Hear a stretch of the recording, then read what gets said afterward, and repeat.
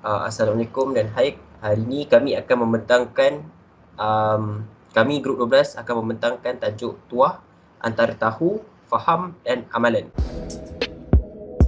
Okay, nama saya Muhammad Fidos Sulaiman Muhammad Yasin. So hari ini saya akan menerangkan tentang pengenalan dan juga latar belakang. Alright. So pengenalan. Okay. Pengenalan ni saya ambil rujukan daripada teks ucapan Naib Chancellor iaitu Profesor Madya Dr. Nurul Fajar bin Abdul Manap.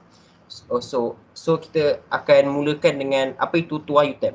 Okay, apa yang dimaksudkan dengan Tuah UTM ni adalah satu gelaran yang diberikan kepada mahasiswa dan juga mahasiswi. Okey, dia juga dijadikan sebagai satu kata-kata semangat ataupun moto. Alright, so apa yang saya dapat identify dalam Tuah UTM ni adalah ada 3 matlamat utama. Iaitu pertama adalah kita kena percaya kepada keupayaan diri.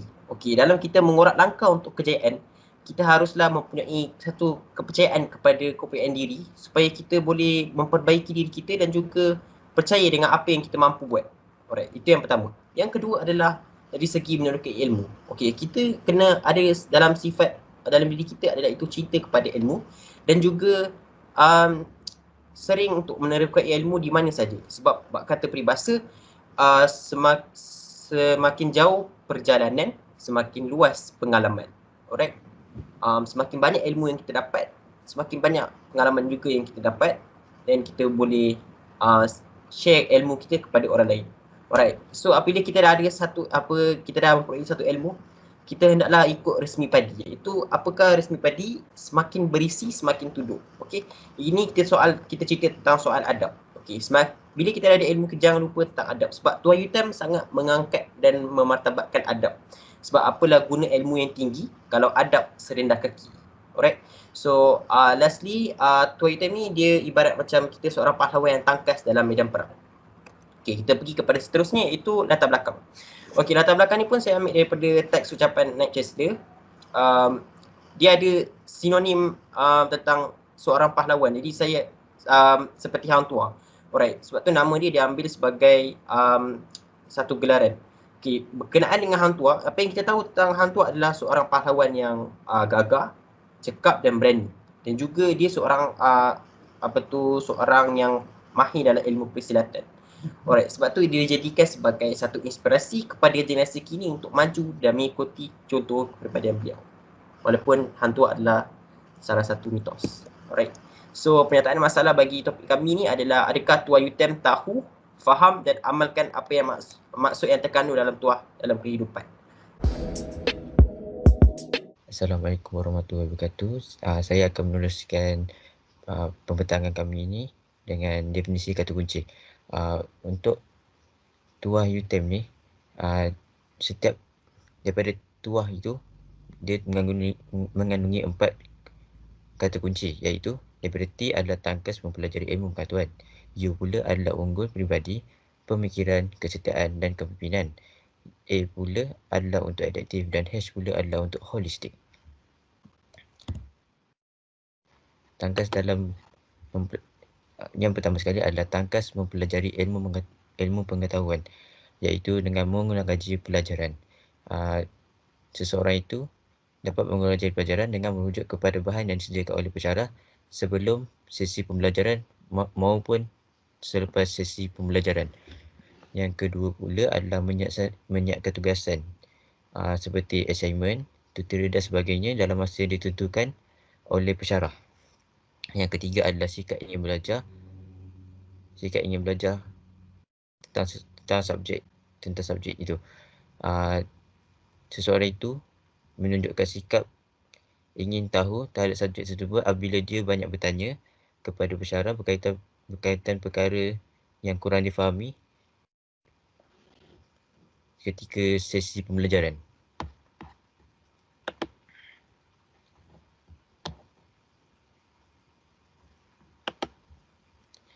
Untuk U pula, iaitu unggul peribadi, pemikiran, kesetiaan dan kepimpinan, merupakan ciri-ciri ataupun sikap yang harus dimiliki oleh setiap tuah UTM maupun pelajar lain. Yang pertama adalah hormat menghormati sesama manusia. Yang kedua adalah setia kawan, iaitu tidak mementingkan diri sendiri dan sentiasa memikirkan tentang orang lain. Yang ketiga adalah boleh membimbing orang lain seperti menolong rakan yang memerlukan bantuan. Sebagai contoh, sekiranya kawan kita kurang faham tentang sesuatu, kurang faham tentang topik itu, kita bolehlah terangkan sekiranya kita faham. Yang keempat adalah tepati masa, dengan menghadiri kelas yang ditetapkan pada jadual dan menghantar tugasan pada waktunya. Yang kelima adalah berdikari, kerana siswa atau siswi maupun pelajar lain yang sudah remaja, mereka haruslah berfikir secara rasional kerana mereka sudah dewasa dan tidak memerlukan kata-kata daripada orang dewasa mereka.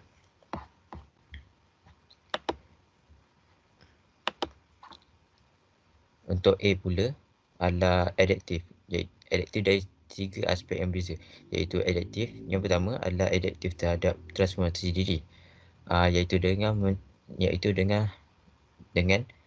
nasihat daripada orang lain. Sehubungan dengan itu, kita haruslah belajar untuk memperbanyakkan mendengar supaya dapat mengambil nilai yang positif ke dalam diri kita. Bab kata pepatah, buang yang keruh, ambil yang jernih. Okay, yang seterusnya adalah dari aspek persekitaran dinamik. Seseorang itu haruslah peka dengan keadaan semasa dan haruslah cepat menyesuaikan diri. Seperti kes COVID-19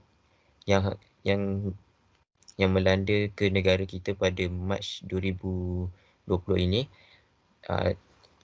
Pihak kerajaan telah melaksanakan perintah berkurung dan kita haruslah mengikut prosedur, iaitu SOP yang ditetapkan untuk mengurangkan penularan virus ini. Yang ketiga adalah iaitu adaptif dengan memanusiakan teknologi.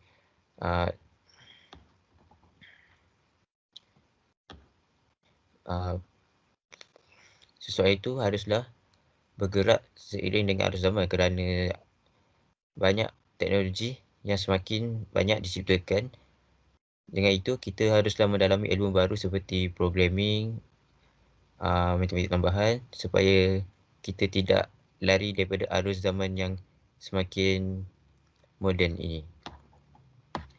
Yang keempat dan yang terakhir adalah holistik, iaitu definisi holistik adalah sifat saling kait antara satu sama lain sebagai suatu sistem bersepadu.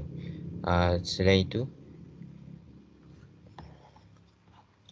holistik juga adalah maksud bekerjasama, iaitu semua orang melakukan peranan masing-masing dengan sebaiknya, dan yang kedua adalah saling bantu-bantu, iaitu kita haruslah melakukan perkara yang susah bersama-sama.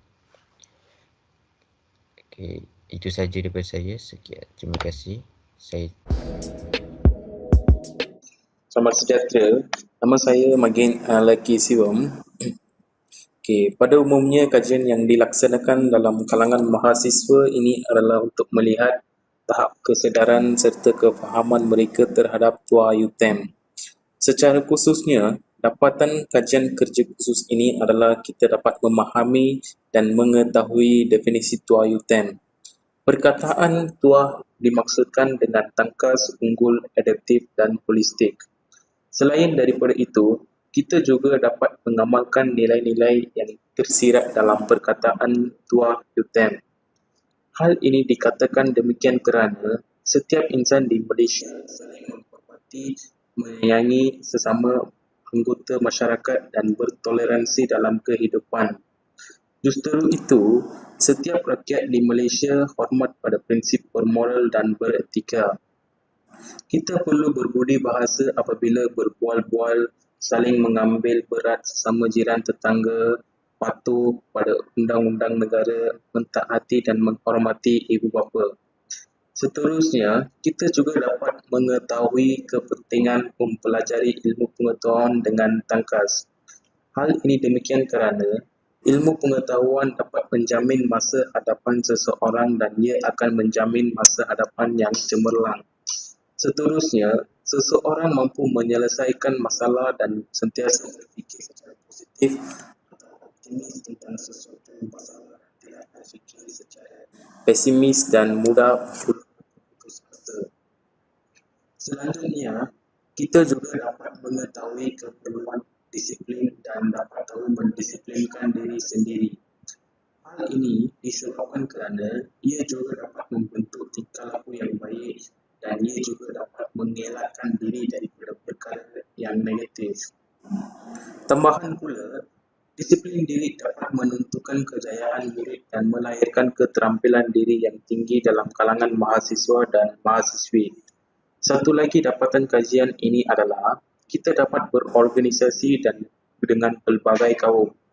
Organisasi penting untuk membawa masyarakat kepada satu tujuan dan matlamat. Perpaduan antara seluruh warga masyarakat menjadi tonggak kepada keberhasilan dan keharmonian sesuatu negara.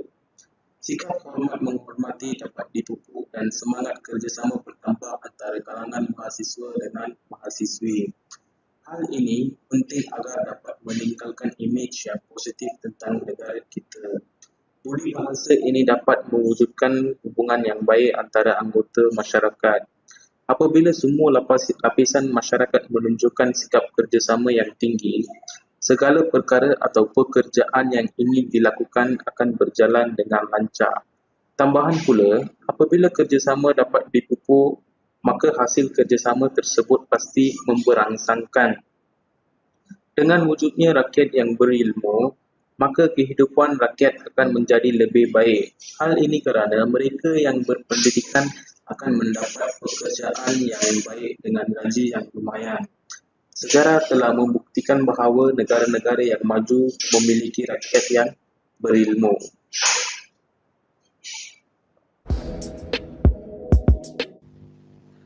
Assalamualaikum warahmatullahi wabarakatuh.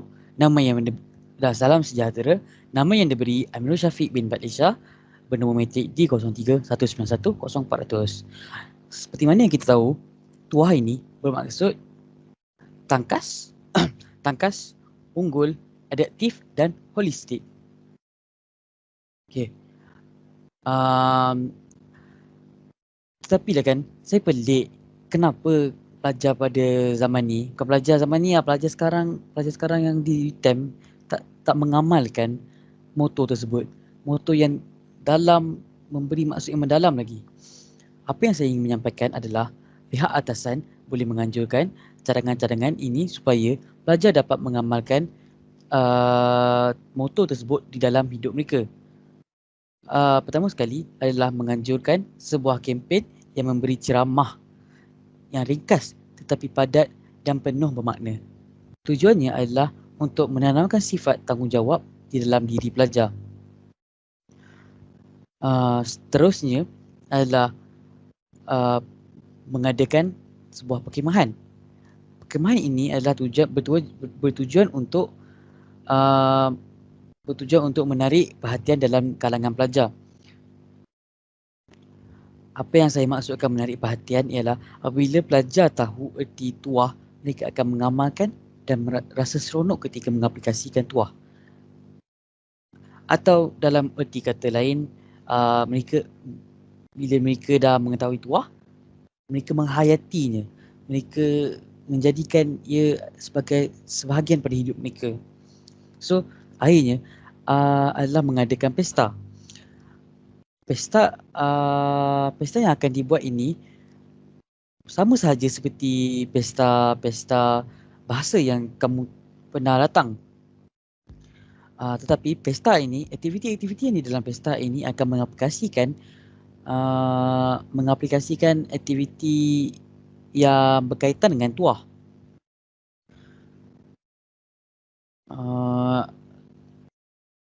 Dalam aktiviti ini, bila dia mengaplikasikan tuah, ianya adalah bertujuan untuk menanamkan sifat kasih sayang di dalam diri pelajar. So, saya share kesimpulannya, cadangan saya untuk mengamalkan